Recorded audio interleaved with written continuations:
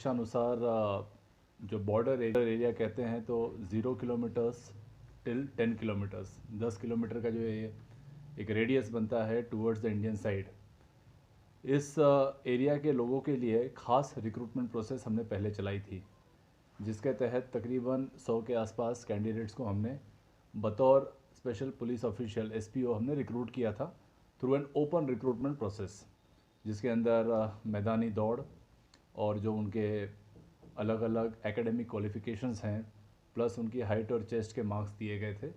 और एक open recruitment process के तहत जो मीडिया के सामने हुआ ज़िला पुलिस के लाइन में और ओपन डिस्ट्रिक्ट स्टेडियम में, उसके तहत उनका चयन किया गया था। बहुत दिनों से मांग थी कि उसमें और भी कैंडिडेट्स के लिए स्कोप है और उनकी भी रिक्रूटमेंट बाअमल लाई जाए। इसी सिलसिले में पुलिस हेडक्वार्टर्स ने 89 वैकेंसीज़ और अनाउंस कर दी हैं for the border area people 0 kilometre से 10 किलोमीटर के रेडियस में। तो इसमें बसने वाले जितने भी हमारे नौजवान युवक हैं जिनकी आयु 28 वर्ष से कम है और 18 वर्ष से ऊपर है, वो एलिजिबल हैं इस रिक्रूटमेंट प्रोसेस के लिए। कल पेपर में इसका ऐड आ जाएगा और फॉर्म्स जो हैं वो 27 तारीख को अवेलेबल हो जाएंगे।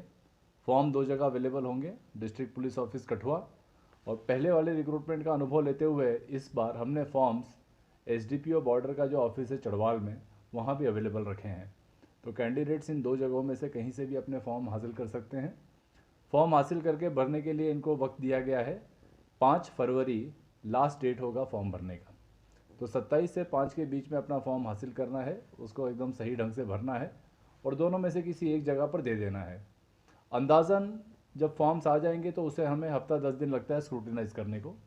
तो 10 दिन के अंदर अंदर जो हमारी फाइनल सिलेक्शन प्रोसेस होगी उसकी शुरुआत कर दी जाएगी। उसका इंटीमेशन एक अलग ऐड के थ्रू लोगों को दिया जाएगा। बट मैं एक अंदाज़ बता दूं कि 15 फरवरी के आसपास हम प्लान कर रहे हैं रिक्रूटमेंट ड्राइव चलाने का। रिक्रूटमेंट ड्राइव तकरीबन 5 दिन तक चलेगी, क्योंकि इसमें जो कैंडिडेट्स होते हैं वो हज़ारों की संख्या में आते हैं और ज़िला पुलिस का जो लाइन है और डिस्ट्रिक्ट का जो स्टेडियम है कठुआ स्टेडियम, इन 2 जगहों पे 2 वेन्यूज़ पे हम डिवाइड करके इस पूरी रिक्रूटमेंट प्रोसेस को हम करते हैं। इसके लिए बोर्ड गठित कर दिया गया है और जो सारी कानूनी प्रक्रिया है उसका पालन करते हुए प्रेजेंट कोविड गाइडलाइंस को मद्देनज़र रखते हुए इस रिक्रूटमेंट को किया जाएगा। सर ये इसमें युवतियाँ भी शामिल है, इसके अंदर मेल फीमेल सारे शामिल होंगे।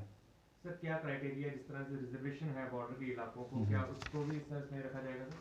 देखिए, तो रिजर्वेशन के तहत ही हो रहा है।